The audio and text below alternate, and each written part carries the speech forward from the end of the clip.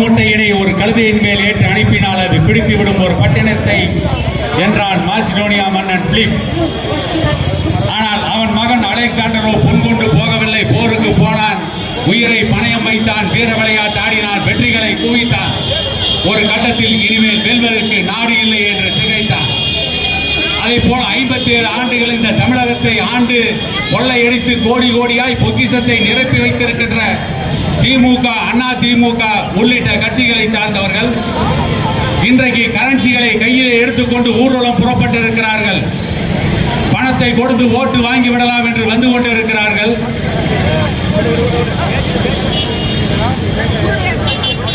பணத்தை கொடுத்து ஓட்டு வாங்கி மீண்டும் கோட்டைக்கு சென்று விடலாம், கொட்டம் அடித்து விடலாம் என்று கோணல் புத்திக்காரர்கள் புறப்பட்டு வந்திருக்கிறார்கள். ஆனால் பாட்டாளி மக்கள் கட்சி மட்டும்தான் மக்களை நம்பி இருக்கிறது. இன்றைக்கு பாட்டாளி மக்கள் கட்சி, பாரதிய ஜனதா கட்சி கூட்டணியை பற்றி விமர்சனம் செய்கின்ற திமுக, அண்ணா திமுக உள்ளிட்ட கட்சிகள், பாட்டாளி மக்கள் கட்சி சமூக நீதிக்காக போராடுகின்ற கட்சி, பாரதிய ஜனதா கட்சி சமூக நீதியை சாய்க்கின்ற கட்சி, இவர்கள் எப்படி கூட்டணி வைத்தார்கள் என்று தமிழக முதலமைச்சருடைய அருந்தவ புதல்வன் உதயநிதி ஸ்டாலின் நேற்று தருமபுரியிலே கேட்டிருக்கிறார். உதயநிதி ஸ்டாலின் அவர்களே, உங்களுக்கு வரலாறு தெரியாமல் உளறிக் கொண்டிருக்கிறீர்கள். ஜாதிவாரி கணக்கெடுப்பு நடத்த வேண்டும் என்று பாட்டாளி மக்கள் கட்சி கோரிக்கை வைத்துக் கொண்டிருக்கிறது. ஜாதிவாரி கணக்கெடுப்பு நடத்தி இடஒதுக்கீடு உச்ச வரம்பை அதிகப்படுத்த வேண்டும் என்று கோரிக்கை எழுப்பப்பட்டிருக்கிறது தமிழ்நாட்டில். ஆனால் சமூக நீதியின் காவலர் என்று சொல்லிக் கொண்டிருக்கின்ற நீங்கள் ஜாதிவாரி கணக்கெடுப்பை நடத்தாமல் ஏமாற்றிக் கொண்டிருக்கிறீர்கள். ஆனால் பாரதிய ஜனதா கட்சி ஆட்சி நடத்துகின்ற ராஜஸ்தான் மாநிலத்தில் ஜாதிவாரி கணக்கெடுப்பு நடத்த உத்தரவிட்டு ஜாதிவாரி கணக்கெடுப்பு நடந்து கொண்டிருக்கிறது. பாரதிய ஜனதா கட்சி ஆட்சி நடத்துகின்ற மகாராஷ்டிராவில், அந்த மகாராஷ்டிரா மாநிலத்தின் பூர்வ குடிகள் போர்க்குடியாக இருக்கின்ற மராத்தியர்களுக்கு தனி இடஒதுக்கீடு வழங்கப்பட்டு விட்டது. ஆனால் தமிழ்நாட்டிலே சமூக நீதியை சாய்த்துவிட்டு திமுக சொல்கிறது சமூக நீதிக்கான கட்சி பாட்டாளி மக்கள் கட்சி எப்படி வந்து சமூக நீதியை சாய்க்கின்ற பாரதிய ஜனதா கட்சியோடு கூட்டணி வைத்தீர்கள் என்று கேட்கிறார்கள். வரலாறு தெரியாமல் உளறிக் கொண்டிருக்கிறார்கள். கடந்த 2021ஆம் ஆண்டு நடைபெற்ற சட்டமன்ற தேர்தலில் திமுக வாக்குறுதி கொடுத்தது. என்ன வாக்குறுதி கொடுத்தார்கள்? நாங்கள் ஆட்சிக்கு வந்தால் தமிழ்நாட்டிலே மதுபான கடைகளை மூடிவிடுவோம். ஸ்டாலின் சொன்னார்.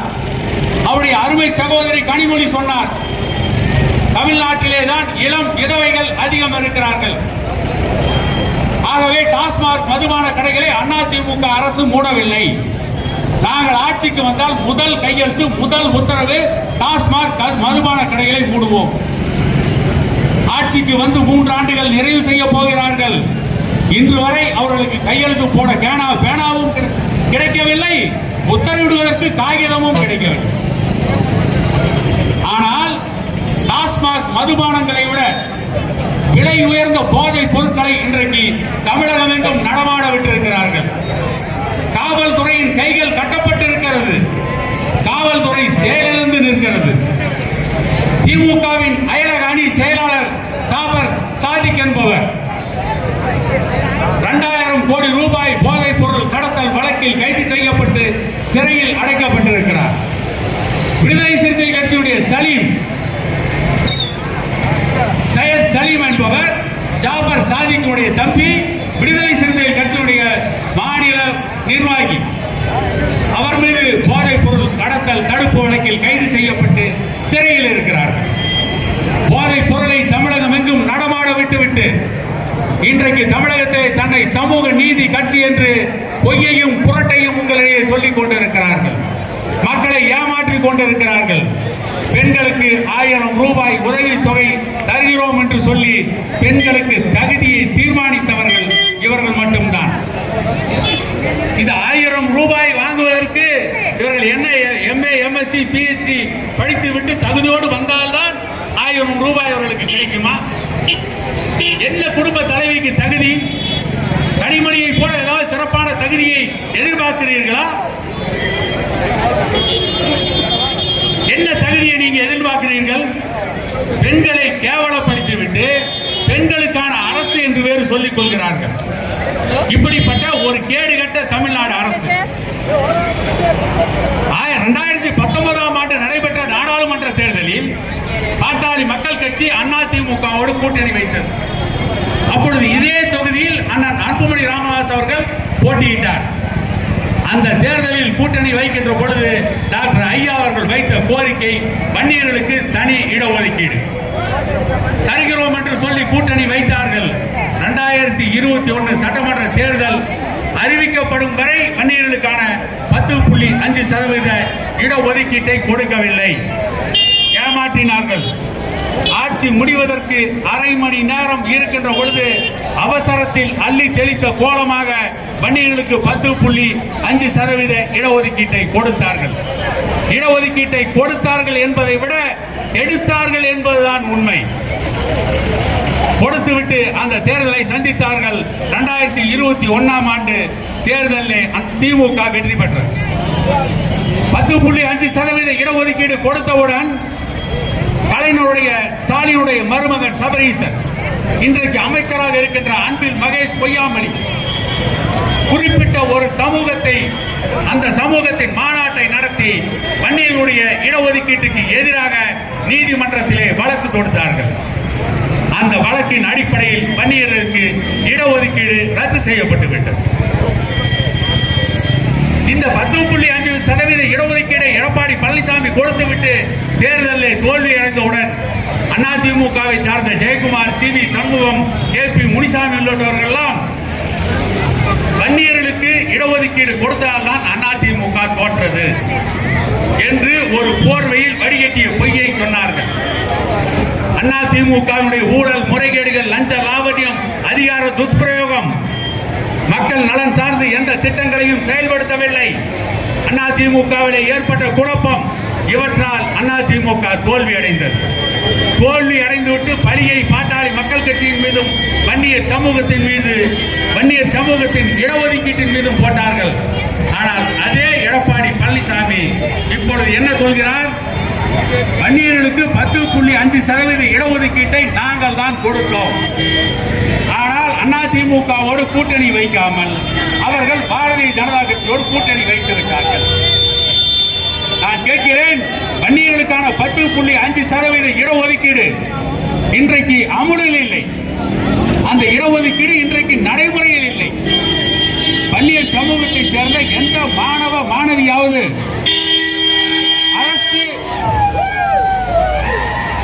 அரசு வேலை வாய்ப்பை யாராவது ஒருவர் பெற்றிருக்கிறார்களா? அந்த 10.5% இடஒதுக்கீட்டில் மருத்துவ கல்லூரியில் வன்னியர் சமூகத்தை சார்ந்த ஒரு மாணவ மாணவி பயின்றிருக்கிறார்களா? காரணம், அந்த இடஒதுக்கீடு நடைமுறையில் இல்லை.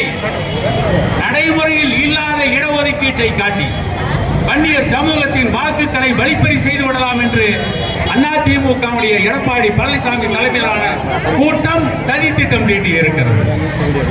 சுருக்கமாக சொல்ல வேண்டுமானால், மாய மாரிச மானை காட்டி சீதையை ராவணன் அபகரித்து சென்றதை போல இல்லாத இடஒதுக்கீட்டை காரணம் காட்டி எப்படி தொடர்ந்து ஆண்டாண்டு காலமாக வன்னியர் சமூகத்தையும் பிற்படுத்தப்பட்ட சமூகத்தையும் ஏமாற்றினார்களோ அதை போல இந்த முறையும் ஏமாற்றி விடலாம் என்று திமுகவும் அதிமுகவும் கங்கணம் கட்டி கொண்டிருக்கிறார்கள்.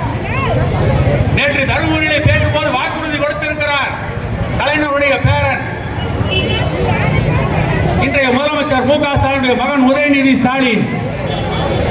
நாங்கள் இந்த தேர்தலில் வெற்றி பெற்றால் சட்ட போராட்டம் நடத்தி வன்னியர்களுக்கு 10.5% இடஒதுக்கீடு பெற்றுத் தருவோம். விக்கிரவாண்டி தொகுதியின் சட்டமன்ற உறுப்பினர் அகால மரணம் அடைந்து விட்டார். இதற்கு முன்பு 6-7 ஆண்டுகளுக்கு முன்பு விக்கிரவாண்டி இடைத்தேர்தல். அந்த இடைத்தேர்தலில் இன்றைய முதலமைச்சர் ஸ்டாலின் ஒரு உத்தரவாதம் கொடுத்தார். நாங்கள் ஆட்சிக்கு வந்தால் வன்னியர்களுக்கு உள்ஒதுக்கீடு கொடுப்போம். மீண்டும் விக்கிரவாண்டி தொகுதி இடைத்தேர்தல் வர இருக்கிறது. இப்பொழுது உத்தரவாதம் கொடுக்கிறார் அவருடைய மகன். இந்த தேர்தலில் வெற்றி பெற்றால் நாங்கள் சட்ட போராட்டம் நடத்தி இடஒதுக்கீடு கொடுப்போம். இந்த 2 ஆண்டுகள் என்ன கோட்டையிலே புடுங்கிக் கொண்டிருந்தார்களா? கோட்டையிலே கத்தை கட்டி கொண்டிருந்தார்களா? இப்பொழுது இவர்கள் ஆட்சி தானே நடக்கிறது.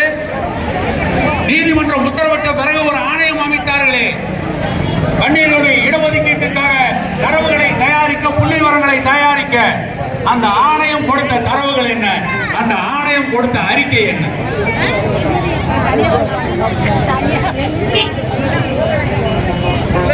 அந்த ஆணையம் கொடுத்த அறிக்கை என்ன? இன்று வரை வெளியிடவில்லை. முழு பூசணிக்காயை சோற்றிலே மறைத்துவிட்டு தருமபுரியில் வந்து நின்று நாங்கள் சட்ட போராட்டம் நடத்துவோம். நீங்கள் சட்ட போராட்டம் நடத்திய லட்சணத்தை தான் நாங்கள் பார்த்துக் கொண்டிருக்கிறோம். நீங்கள் எப்படிப்பட்ட சட்ட போராட்டம் நடத்தியவர்கள் என்பதை கடந்த கால வரலாறு காட்டியிருக்கிறது.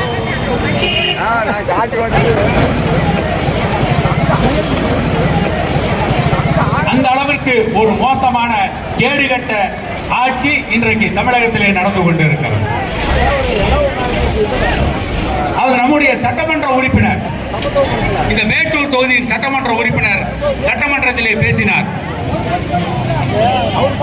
வைகை அணை கட்டப்படுகின்ற பொழுது அந்த மக்கள் பட்ட பாடு, அந்த மக்கள் பட்ட துன்பங்களை கள்ளிக்காட்டு இதிகாசம் என்று ஒரு புத்தகத்தை எழுதினார் கவி பேரரசு வைரமுத்து. நம்முடைய சட்டமன்ற உறுப்பினர் தான் சட்டமன்றத்திலே அங்கு மட்டுமல்ல மேட்டூரிலும் ஒரு கள்ளிக்காட்டு இதிகாசம் இருக்கிறது. இங்கே மேட்டூர் அணை கட்டப்படுகின்ற பொழுது இங்கே சாம்பள்ளி என்கின்ற ஒரு கிராமமே அழிந்தது. அந்த கிராமத்திலே இருந்த விவசாயிகள் அல்லல்பட்டார்கள். அதற்கு பிறகுதான் புது சாம்பள்ளி உருவானது. இந்த வரலாறை எல்லாம் சட்டமன்றத்திலே பேசினார். ஆனால் பக்கத்திலே கண்ணு கெட்டும் தூரத்தில் மேட்டூர் அணை இருக்கிறது. காவிரியுடைய வெள்ளம் கரமுரண்டு ஓடுகிறது. இந்த மேட்டூர் அணைக்கு பக்கத்திலே இருக்கின்ற 2 கிலோமீட்டர், 3 கிலோமீட்டர், 4 கிலோமீட்டர் தூரத்திலே இருக்கின்ற மக்களுக்கு மேட்டூர் அணையின் நீர் கிடைக்கவில்லை. விவசாயத்திற்கு உபரி நீர் கிடைக்கவில்லை. 40 ஆண்டுகள் பாட்டாளி மக்கள் கட்சி போராடுகிறது. 40 ஆண்டுகளுக்கு மேலாக போராடி கொண்டிருக்கிறோம். இந்த மேட்டூருக்கு பக்கத்து தொகுதி எடப்பாடி தொகுதியில் 3 ஆண்டுகள் முதலமைச்சராக இருந்தார் எடப்பாடி பழனிசாமி. தற்பொழுது சட்டமன்ற எதிர்க்கட்சி தலைவர். இந்த மேட்டூர் தொகுதியுடைய நாடாளுமன்ற உறுப்பினராக செந்தில்குமார் 5 ஆண்டுகள் இருந்தார். டாக்டர் செந்தில்குமார். இவர்கள் எல்லாம் சாதித்தது என்ன? எதையும் சாதித்து விடவில்லை. இந்த மேட்டூர் தொகுதி மக்களுக்காக, மேட்டூருடைய மண்ணின் மைந்தர்களுக்காக இவர்கள் போட்ட திட்டம் என்ன? இந்த மக்களுடைய வாழ்வாதாரத்திற்காக இவர்கள் சாதித்தது என்ன? இவர்கள் எதையும் சாதிக்காமல் மக்களை முழுவதும் ஏமாற்றிக் கொண்டே இருக்கிறார்கள். இன்றைக்கு ஊடகங்களில் கருத்து கணிப்பு வருகிறது. கருத்து கணிப்பு என்கின்ற பெயரில் ஒரு கருத்தை திணித்துக் கொண்டிருக்கிறார்கள். 40 தொகுதிகளும் திமுக வெற்றி பெறும். ஒரு வாதத்திற்காகவே வைத்துக் கொள்வோம். 40 தொகுதிகளிலும் திமுக வெற்றி பெறுவதாகவே கூட இருக்கட்டும். கடந்த 5 ஆண்டுகள் திமுக, விடுதலை சிறுத்தைகள் கட்சி, காங்கிரஸ் கட்சி, திமுகவுடைய கூட்டணி கட்சியை சார்ந்த 38 நாடாளுமன்ற உறுப்பினர்கள் பாராளுமன்றத்திலே இருந்தார்களே, அவர்கள் 5 ஆண்டுகள் சாதித்து கிழித்தது என்ன? எந்த ஊடகமாவது கேள்வி கேட்டிருக்கிறதா? அந்த நாடாளுமன்ற உறுப்பினர்கள் மலிவு விலை உணவகத்தில் பாராளுமன்றத்தில் சாப்பிட்டு விட்டு பாராளுமன்றத்தில் போய் புரட்டை விட்டதை தவிர, தமிழக உரிமைகளை கோட்டை விட்டதை தவிர இவர்கள் என்ன சாதித்து கிழித்திருக்கிறார்கள்? இவர்கள் மீண்டும் எதற்கு வெற்றி பெற வேண்டும்? சிந்தித்து பாருங்கள். இந்த சேலம் தொகுதியின் பாராளுமன்ற உறுப்பினர் இந்த மேட்டூர் தொகுதியில் மத்திய அரசின் திட்டங்கள் எதையாவது செயல்படுத்தியது உண்டா? மாறாக திமுகவுடைய நாடாளுமன்ற உறுப்பினர், கடலூர் தொகுதியின் நாடாளுமன்ற உறுப்பினர் டிவிஆர் ரமேஷ் அவருக்கு சொந்தமான முந்திரி தொழிற்சாலையில் ஒரு தொழிலாளியை கொலை செய்தார். அந்த கொலை மறைக்கப்பட்டு தமிழின போராளி டாக்டர் ஐயா அவர்களுடைய மிகப்பெரிய போராட்டத்திற்கு பிறகுதான் திமுகவின் நாடாளுமன்ற உறுப்பினர், கடலூர் தொகுதியின் நாடாளுமன்ற உறுப்பினர் டிவிஆர் ரமேஷ் கைது செய்யப்படுகிறார். இப்படி 1-2 அடுக்கிக் கொண்டே போகலாம். திமுக ஆட்சி இவருடைய மோசமான ஆட்சி. பால் விலையிலிருந்து நூல் விலை வரை ஏற்றப்பட்டிருக்கிறது. மின்சார கட்டணம் உயர்த்தப்பட்டிருக்கிறது. முத்திரைத்தாள் கட்டணம் உயர்த்தப்பட்டிருக்கிறது. இங்கே ஒன்று மட்டும்தான் உயர்த்தப்படவில்லை. உயர்த்தப்படாது என்னவென்று கேட்டால், பெண்களுடைய வாழ்க்கை தரம் முற்றிலும் உயர்த்தப்படவில்லை. பெரியோர்கள் தாய்மார்கள் பல இன்னல்களுக்கு ஆளாகி கொண்டிருக்கிறார்கள். தமிழ் சமூகம் மிகப்பெரிய துன்பத்தை சந்தித்துக் கொண்டிருக்கிறது. இப்பொழுது ஊடகங்களும் திமுகவை சார்ந்தவர்களும் என்ன பேசுகிறார்கள்? பக்கத்திலே இருக்கின்ற கொளத்தூர் காவேரிபுரத்தில் இஸ்லாமிய சமூகத்தை சார்ந்தவர்களிடம் நம்முடைய வேட்பாளர் சௌமியா அன்புமணி அவர்கள் இந்தியிலே பேசிவிட்டாராம். அது மிகப்பெரிய தேச துரோக குற்றம், இந்தியிலே பேசியது தவறு என்று பல ஊடகங்கள் திமுகவை சார்ந்தவர்கள் சொல்லிக் கொண்டிருக்கிறார்கள்.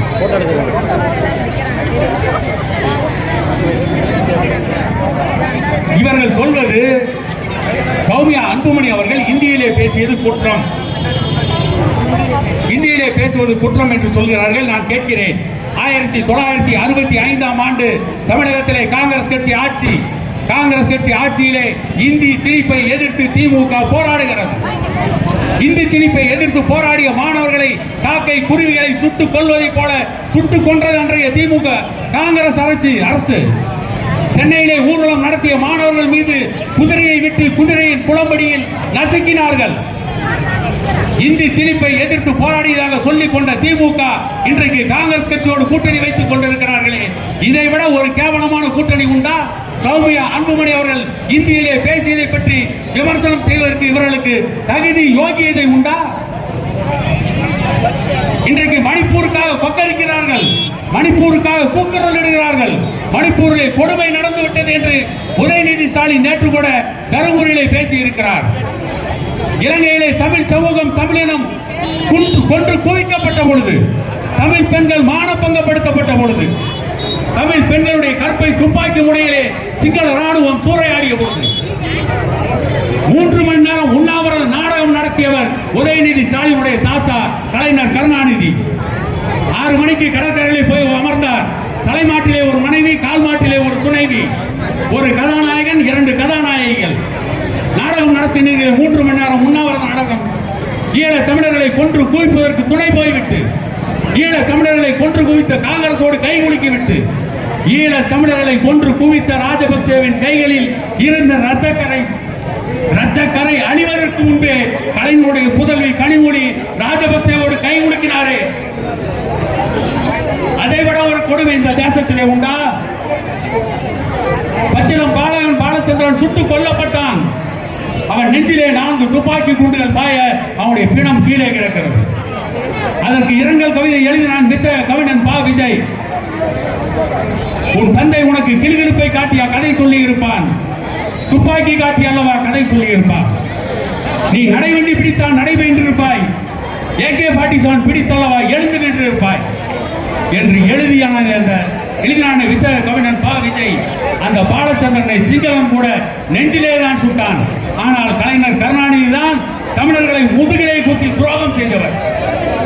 தமிழர்களுக்கு துரோகம் செய்தது திமுக, யாராலும் மறக்க முடியாது. இத்தனை துரோகங்களை செய்துவிட்டு இன்றைக்கு மணிப்பூருக்காக கூக்குரலிடுகிறீர்களே, கொக்கரிக்கிறீர்களே, உங்களுக்கு மனச்சாட்சியே இல்லையா? சிந்தித்து பாருங்கள். ஒரு 2 கதைகளை மட்டுமே சொல்லி நான் என்னுடைய பேச்சை நிறைவு செய்கிறேன். முகலாய பேரரசன் பாபர் இந்தியாவின் மீது படையெடுத்து வந்தான். இந்தியாவில் படையெடுத்து வந்த பாபருக்கு எதிராக போர் முரசு கொட்டுகிறான் ராணா சங்கா என்கின்ற ராஜபுத்திர மன்னன். அப்பொழுது ராணா சங்காவோடு போர் தொடுப்பதற்கு தன்னுடைய ஆஸ்தான ஜோதிடரை அழைத்து கேட்கிறார் பாபர். அந்த ஜோதிடர் சொல்கிறார், வானத்திலே ஒரு செவ்வாய் தோன்றுகிறது, இது அபசகுணம், இப்பொழுது போனால் போரிலே வெற்றி பெற முடியாது என்று சொன்னார். அதுவும் இல்லாமல் நம்முடைய போர் வீரர்கள் சோர்ந்து விட்டார்கள், அவர்கள் திரும்பி ஆப்கானிஸ்தான் செல்ல வேண்டும் என்று நினைக்கிறார்கள். பாபருக்கு கோபம் வந்தது, நேராக வந்தார், படை வீரர்கள் முன்னாலே உரையாற்றுகிறார். நாம் உலகத்தின் பல தேசங்களை கடந்து இந்தியாவிலே நிலை கொண்டிருக்கிறோம். இந்தியாவிலே தான் நம்முடைய ஆட்சி இருக்க வேண்டும் என்பது அல்லாஹ்வின் சித்தமாக இருக்கின்ற பொழுது, கடவுளின் கொள்கையாக இருக்கின்ற பொழுது அதை மறுதளிப்பதற்கு நாம் யார் என்று சொல்லிவிட்டு பாபர் சொன்னார்,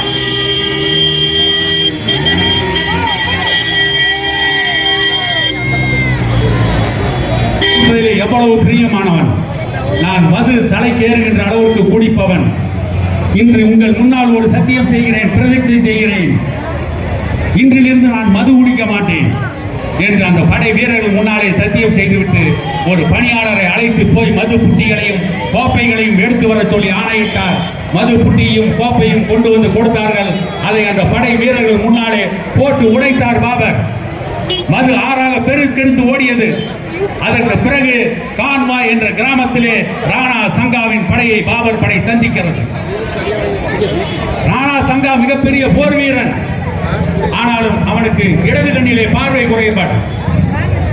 78 விழுப்புண்களை பெற்றவன். போர்க்களங்கள் தந்த பரிசு. ராஜபுத்திர மன்னன். இடது கையிலே சற்று சுவாதீனம் குறைவு. இடது காலிலே விந்தி விந்தி தான் நடப்பான். ஆனாலும் போர் என்று வந்து குதிரையில் ஏறி வாள் எடுத்து விட்டால் அவன் ஒரு போர்க்கள புயல். அவன் போகின்ற திசைகள் எல்லாம், அவன் வாள் வீசுகின்ற திசைகள் எல்லாம் எதிரி போர் வீரர்களின் தலைகள் காற்றிலே பறக்கும்.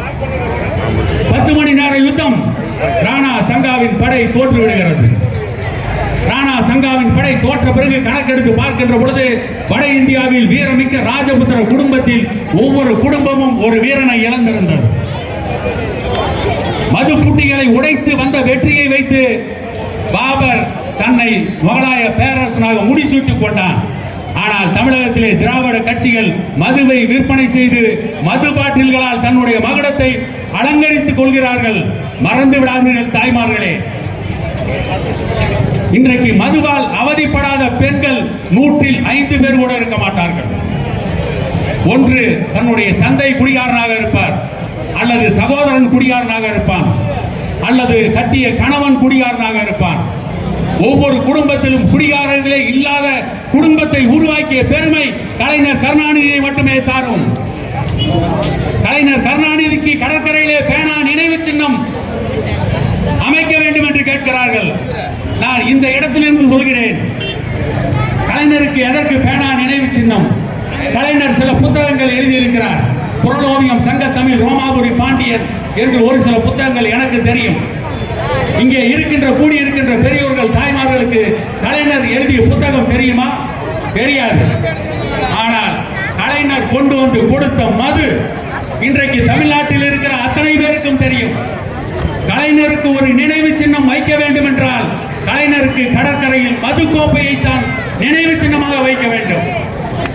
அதுதான் கலைஞருக்கு கொடுக்கின்ற மரியாதை. அதுதான் கலைஞருக்கு கொடுக்கின்ற கௌரவம். புரளோவியம் எழுதினார் கலைஞர். கல்லுண்ணாமை என்று 10 திருக்குறள் இருக்கிறது. மறந்துவிட வேண்டாம். திமுகவை சார்ந்தவர்களும் இங்கே இருக்கின்ற பாட்டாளி சொந்தங்களும் குறிப்பாக பெண்கள் தெரிந்து கொள்ள வேண்டும் என்பதற்காக பேசுகிறேன். இந்த நாட்டிலே குடிகாரர்களை ஒதுக்கி வைத்த வாழ்ந்த பண்பாடும் கலாச்சாரமும் தமிழ் சமூகத்திற்கு மட்டுமே சொந்தம். மேற்கத்திய நாடுகள், ஐரோப்பிய நாடுகளிலே குடிப்பது ஒரு ஃபேஷன், குடிப்பது ஒரு நாகரிகம், குடிப்பது ஒரு கலாச்சாரம், குடிப்பது ஒரு பண்பாடு. ஆனால் இந்த தமிழினத்தில் எந்த ஜாதியாக இருந்தாலும் சரி, எந்த மதமாக இருந்தாலும் சரி, குடிப்பது பெரும் குற்றம், குடிப்பது பெரும் பாவம். இப்படித்தான் இந்த சமூகத்தை கட்டமைத்தார்கள், வளர்த்தார்கள். ஆனால் இந்த சமூகத்தை கலைஞரை போல வேறு யாரும் சீரழித்து இருக்க முடியாது. இப்பொழுது சீரழிவும் செய்துவிட்டு தமிழ்நாட்டை நாங்கள் தான் காப்பாற்றுகிறோம். இப்பொழுது ஒரு புதிய வசனத்தை சொல்கிறார் முதலமைச்சர் மு.க. ஸ்டாலின். இந்தியாவை காப்போம். தமிழகத்தை காப்பாற்றி கிழித்து விட்டார்கள், இந்தியாவை காப்பாற்றப் போகிறார். தமிழகத்தை சீரழித்து விட்டார்கள், இந்தியாவை போய் காப்பாற்றப் போகிறார்கள். பக்கத்திலே இருக்கின்ற காவிரி ஆறு வறண்டு கொண்டிருக்கிறது. காவிரியிலே நமக்கான ஜீவாதார உரிமையை பெற்றுத் தருவதற்கு திராணி இல்லாத, தெம்பில்லாத திமுக அரசு, அதற்காக குரல் கொடுக்க முடியாத அதிமுக எதிர்க்கட்சி தலைவர் எடப்பாடி பழனிசாமி, பாட்டாளி மக்கள் கட்சி, பாரதிய ஜனதா கட்சி கூட்டணியை பற்றி குறை சொல்ல வருகிறார்கள். எவ்வளவு கேடுகட்ட கட்சிகள், எவ்வளவு மோசமான ஆட்சிகள். நான் சமீபத்தில் கூட உதயகீதம் என்ற ஒரு திரைப்படம், நான் சிறுவனாக இருந்த பொழுது பார்த்த திரைப்படம். அந்த திரைப்படத்திலே அந்த கதாநாயகி காண்டசா என்கின்ற காரில் வருவார். அன்றைக்கு அந்த காண்டசா கார் தான் விலை உயர்ந்த கார். ஆனால் இன்றைக்கு காலங்கள் வேகமாக உருண்டோடி விட்டது, வரலாறு மாறிக்கொண்டிருக்கிறது. அந்த காண்டசா கார் இருந்த இடம் தெரியாமல் போய்விட்டது. இன்றைக்கு BMW, பென்ஸ், டொயோட்டோ, ஆடி கார்கள் ரோட்டிலே போய்கொண்டிருக்கிறது. ஆனால் அன்றைக்கு இருந்த அதே திராவிட ஆட்சிகள் மட்டுமே இன்றைக்கும் தமிழகத்திலே நீடிக்கிறது. காரணம் திரைப்பட மாயை. திரைப்படங்கள் ஒரு காலத்தில் எப்படி எடுத்தார்கள்? படித்து முடித்து வேலைக்கு போய் வாழ்க்கையிலே செட்டில் ஆனதற்கு பிறகு காதல். அப்படித்தான் ஒரு காலத்தில் திரைப்படங்கள். 1980களில் நாங்கள் படிக்கும் பொழுது கல்லூரிகளிலே காதலிப்பதை போல திரைப்படம் எடுத்தார்கள். நாளாக இப்பொழுது 5ஆம் வகுப்பு பிள்ளைகள் படிப்பதை போல காதல். போதைப் பொருள் பழக்கத்தை தமிழ்நாட்டிலே ஊக்குவித்துவிட்டு இன்றைக்கு போதைப் பொருள் பழக்கத்திற்கு எவன் அடிமையாக இருக்கிறானோ அவனையே பெண்கள் காதலிப்பதை போல மோசமான திரைப்படங்களை தமிழ்நாட்டிலே உலாவ விட்ட குற்றவாளி திமுகவும் கலைஞரும். நாடக காதலை ஊக்குவிப்பது திருமாவளவன் என்றாலும் கூட அந்த நாடக காதலுக்கு உயிர் கொடுத்தது திமுக. பெண்களுக்கு தவறான எண்ணங்களை உருவாக்கியது திமுக. திரைப்படத்தின் மூலம் பெண்களுடைய வாழ்க்கையை சீரழித்தது திமுக. சன் தொலைக்காட்சி நெடுந்தொடர்கள் மூலம் பல பெண்களை சீரழித்தது, குடும்ப தலைவிகளை சீரழித்தது திமுக. மறந்து விடாதீர்கள். அதற்காகத்தான் தொடர்ந்து போராடி கொண்டிருக்கிறார் டாக்டர் ஐயா. டாக்டர் ஐயா ஒரு காலத்தில் சொன்னால் 5 ஆண்டுகள் தமிழ்நாட்டிலே திரைப்படங்களை தடை செய்யுங்கள். 5 ஆண்டுகள் திரைப்படங்களை தடை செய்திருந்தால் இன்றைக்கு தமிழ் சமூகம் எவ்வளவு முன்னேறி இருக்கும். ஒரு காலத்தில் பெண்கள் படிக்க செல்ல மாட்டார்கள். இன்றைக்கு அத்தனை பெற்றோர்களும் தன்னுடைய பெண் பிள்ளைகளை படிக்க வைக்கிறார்கள். பெண் பிள்ளைகள் படிக்க போகின்ற பொழுது இன்றைக்கு அவர்களை திசை மாற்றுகின்ற அளவிற்கு, அவர்களுடைய வாழ்க்கையை சீரழிக்கின்ற அளவிற்கு திரைப்படங்கள் தமிழகத்திலே உலவிக் கொண்டிருக்கிறது. புத்த காட்சியை அனுமதிக்கலாமா வேண்டாமா என்று சென்சார் போர்டு இன்றும் ஆலோசனை நடத்தி கொண்டிருக்கிறது. ஆனால் அதைவிட மோசமான காட்சிகள் திரைப்படங்களில் வந்துவிட்டது. இவற்றை கட்டுப்படுத்த தவறியது மட்டுமல்ல, இவற்றை ஊக்குவித்துக் கொண்டிருக்கிறது திமுக அரசு. வன்னியர் சமூகத்தின் தலைவராக இருந்த ஆயிரங்காணி ஆளவந்தாருக்கு சொந்தமான 1300 ஏக்கர் நிலங்கள் வன்னியர் சமூகத்து பிள்ளைகளுடைய கல்விக்கு மட்டுமே பயன்பட வேண்டும் என்று அவர் எழுதிய உயில் இருக்கிறது. அந்த இடத்தை திரைப்பட நகரம் அமைப்பதற்கு திமுக அரசு திட்டமிட்டது. அதை எதிர்த்து பாட்டாளி மக்கள் கட்சி குரல் கொடுத்ததற்கு பிறகுதான் அந்த திட்டம் கைவிடப்பட்டது. வன்னியர் சமூகத்திற்காக, அந்த மாணவர்களுக்காக, கல்விக்காக ஒதுக்கப்பட்ட இடத்தில் நீங்கள் மற்ற சமூகத்து மாணவர்களுக்கும் கல்வியை கற்பித்திருந்தால் பரவாயில்லை. ஒட்டுமொத்த தமிழகத்தின் மாணவர்களுக்கு ஆயிரங்காணி ஆளவந்தார் நிலத்தை கல்வி கற்பிப்பதற்கு பயன்படுத்தி இருந்தால் நாங்கள் வரவேற்றிருப்போம். ஆனால் திரைப்படத்தின் கூத்தாட்ட குமரைகளை காப்பாற்றுவதற்காக, திரைப்படங்களை காப்பாற்றி உங்களுடைய ஆட்சி அதிகாரத்தை தக்க வைத்துக் கொள்வதற்காக ஆயிரங்காணி ஆளவந்தார் நிலத்தை திரைப்பட நகரம் அமைப்பதற்கு முடிவெடுத்தீர்களே, இது எந்த விதத்தில் நியாயம்? நாம் சிலப்பதிகாரத்திலே படித்திருப்போம். கண்ணகி போனால் ஆரிய படை கிடந்த நெடுஞ்செழியன் பாண்டியனிடம் நீதி கேட்க, என்னுடைய கணவனை அநியாயமாக கொலை செய்திருக்கிறார்கள். பாண்டியன் நெடுஞ்செழியன் உத்தரவிட்டான். கோவலனை கொண்டு வா என்று சொல்வதற்கு பதிலாக கொன்று வா என்று கட்டளையிட்டான். கோவலன் கொலை செய்யப்பட்டான்.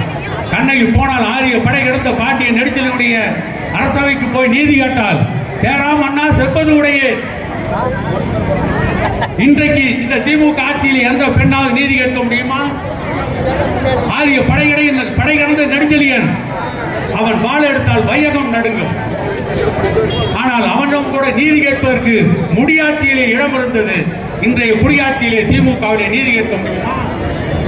நியாயம் கேட்க முடியுமா? டாக்டர் ஐயா எப்படிப்பட்ட தலைவர்? டாக்டர் ஐயாவை போல ஒரு தலைவரை இந்த தேசம் இதற்கு முன்பு பார்த்ததுண்டா? இதற்கு பின்பும் பார்க்க முடியாது.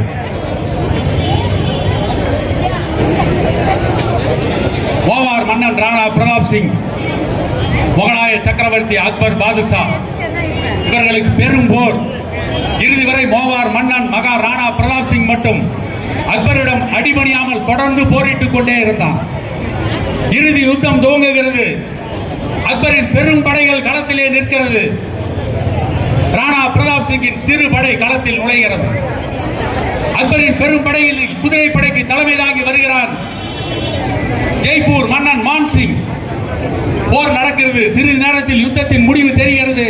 ராணா பிரதாப் சிங்கின் படைகள் நிர்மூலமாக்கப்பட்டு விட்டது. ராணா பிரதாப் சிங்குடைய படைகள் நிர்மூலமாக்கப்பட்டதற்கு பிறகு ராணா பிரதாப் சிங் மட்டும் தன்னந்தனி மனிதனாக களத்திலே நின்று வாள் வீசிக் கொண்டிருக்கிறான். அவனுடைய அற்புதமான குதிரை சேத்தக் என்கின்ற பயிற்சி பெற்ற குதிரையில் அமர்ந்து வாள் வீசிக் கொண்டிருக்கின்ற ராணா பிரதாப் சிங்குடைய குதிரையை எங்கிருந்தோ வந்த ஒரு வாள் காலை வெட்டுகிறது. ஆயிரக்கணக்கான ஈட்டிகள் ராணா பிரதாப் சிங்கை துளைத்து விட்டு செல்கிறது. ரத்தம் பெருக்கெடுத்து ஓடுகிறது. ராணா பிரதாப் சிங் மயக்கமடைந்து அந்த சேட்டக் என்கின்ற அற்புதமான குதிரையின் மீது வீழ்ந்து கிடக்கிறார். நிலைமையை உணர்ந்து கொண்ட குதிரை அந்த போர்க்களத்தை விட்டு வேறு திசையில் ஓடிக்கொண்டிருக்கிறது. ராணா பிரதாப் சிங்கை முகலாய வீரர்கள் துரத்தி கொண்டு வருகிறார்கள். மான்சிங்குடன் ராணா பிரதாப் சிங்குடைய சகோதரர்கள் 2 பேர் இருக்கிறார்கள். அது ஒரு சகோதரனுக்கு கஞ்சாடை காட்டுகிறான் மான்சிங், போய் உன்னுடைய அண்ணனை காப்பாற்று. காரணம், மான்சிங்குக்கும் ராணா பிரதாப் சிங்குக்கும் ராஜபுத்திர ரத்த பாசம். தான் ஆடாவிட்டாலும் தன் சதை ஆடுகிறது. ராணா பிரதாப் சிங்குடைய சகோதரன் துரத்தி கொண்டு போய் முகலாய வீரர்களை வெற்றி சாய்க்கிறான். போன வேகத்தில் அந்த சேட்டக் என்கின்ற அற்புதமான குதிரை ஒரு நதிக்கரையிலே வீழ்ந்து உயிருக்கு துடித்துக் கொண்டிருக்கிறது. உளுந்த வேகத்தில் ராணா பிரதாப் சிங் மயக்கம் தெளிந்து எழுந்து பார்க்கிறான். இறைவா, என்னை ஆண்டாண்டு காலகாலமாக சுமந்த இந்த குதிரையை காப்பாற்று என்று கண்ணீர் விட்டு கதறுகிறான். சேட்டக் என்கின்ற அந்த குதிரையின் வாழ்வு முடிந்தது. ஆனால் இன்றைக்கு சேத்தக் என்கின்ற அந்த குதிரையின் பெயரிலே சேட்டக் எக்ஸ்பிரஸ் ஓடிக்கொண்டிருக்கிறது. அப்படி அந்த குதிரை மடிந்ததற்கு பிறகு காட்டிலே வாழ்ந்து கொண்டிருக்கிறான் ராணா பிரதாப் சிங். காட்டிலே வாழ்ந்து கொண்டிருக்கின்ற ராணா பிரதாப் சிங்குடைய மகனுக்கு காட்டு புள்ளியிலே ரொட்டி செய்து கொண்டு வைக்கிறான். அந்த ரொட்டியை ஒரு ஓனாய் தூக்கி கொண்டு ஓடுகிறது. அப்பொழுது சொல்கிறான் ராணா பிரதாப் சிங், இந்த காட்டு புள்ளியிலே செய்த ரொட்டி கிடைக்காவிட்டாலும் என் மண்ணில் ஓடுகின்ற நதி இருக்கின்ற வரை, இந்த நதியின் நீரை பருகுகின்ற சக்தி இருக்கின்ற வரையில் போராடுவேன். அந்த நதியும் பற்றிவிடுமானால் என்னுடைய மண்ணில் வீசுகின்ற காற்றை சுவாசிக்கின்ற சக்தி இருக்கின்ற வரையில் போராடுவேன். உயர்த்திய போர்வாளை கீழே போட மாட்டேன் என்று சொன்ன ராணா பிரதாப் சிங் எந்த நேரத்தில் சொன்னார்?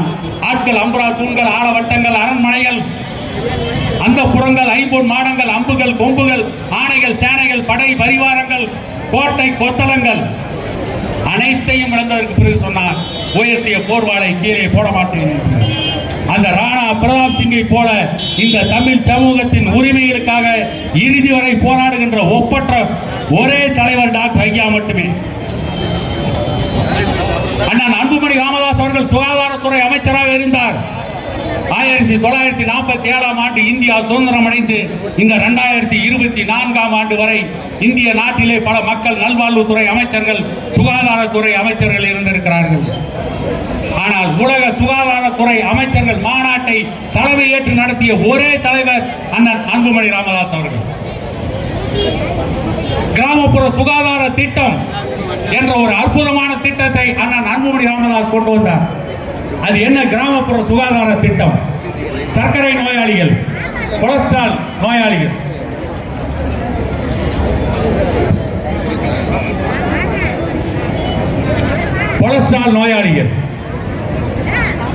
இதய நோயாளிகள், சிறுநீரக நோயாளிகள், இவர்களுக்கு உயிர் காக்கும் மருந்துகளை 15 நாட்களுக்கு ஒரு முறை கொடுப்பதுதான் கிராமப்புற சுகாதார திட்டம்.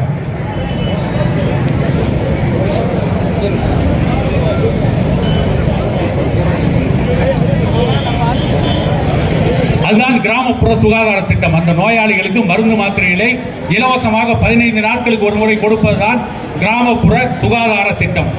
அந்த திட்டத்தை அமுல்படுத்தியதற்காக ஐக்கிய நாடுகள் பொதுச் செயலாளர் பான் கி மூன் இந்தியா வந்த பொழுது சுகாதாரத்துறை அமைச்சராக இருந்த அன்புமணி ராமதாஸ் அவர்களை அவருடைய அலுவலகத்திற்கு சென்று பார்த்து அவரிடமிருந்து அந்த திட்ட அறிக்கையை பெற்றார். ஐக்கிய நாடுகள் சபையின் பொதுச் செயலாளர்கள் எந்த நாட்டுக்கு போனாலும் அந்த நாட்டிலே இருக்கின்ற அமைச்சர்களை சந்திக்க மாட்டார்கள். பிரதமர், ஜனாதிபதி, அதிபர் இவர்களை சந்தித்து விட்டு எங்காவது மனித உரிமை மீறல் இருந்தால் அதை பார்த்து விட்டு அது சம்பந்தமான அறிக்கையை ஐக்கிய நாடுகள் சபையிலே தருவார்கள். அப்படிப்பட்ட ஐக்கிய நாடுகள் சபையின் பொதுச் செயலாளர் பான் கி மூன் அண்ணன் அன்புமணி ராமதாஸ் அவர்களை அவருடைய அலுவலகத்திலே சந்தித்து அவரை வெகுவாக பாராட்டிவிட்டு அந்த திட்ட அறிக்கையை வாங்கி கொண்டு போய் உலகத்தில் இன்றைக்கு 178 நாடுகளில் இந்த கிராமப்புற சுகாதார திட்டம் இருக்கிறது என்று சொன்னால் அது உலக தலைவர் அண்ணன் அன்புமணி ராமதாஸ் அவர்கள் கொண்டு வந்த அற்புதமான திட்டம். அவருடைய மனைவிதான் சௌமியா அன்புமணி, பசுமை தாயகத்தின் தலைவர். இன்னொன்றை சொல்லிக்கொள்ள விரும்புகிறேன். பசுமை தாயகத்தின் தலைவர் சௌமியா அன்புமணி அவருடைய தாத்தா விநாயகம் சட்டமன்ற உறுப்பினராக இருந்தவர். ஆந்திரா பிரிக்கின்ற பொழுது திருத்தணி தமிழர்களுக்கே என்று முழக்கமிட்டு திருத்தணியை தமிழ்நாட்டில் சேர்த்தவர். தமிழ்நாட்டில் பேரறிஞர் என்று சொல்லப்படுகின்ற பேரறிஞர் அண்ணாவை சட்டமன்றத்தில் கேள்வி கணைகளால் குலைத்து எடுத்தவர் விநாயகம் அவர்கள்.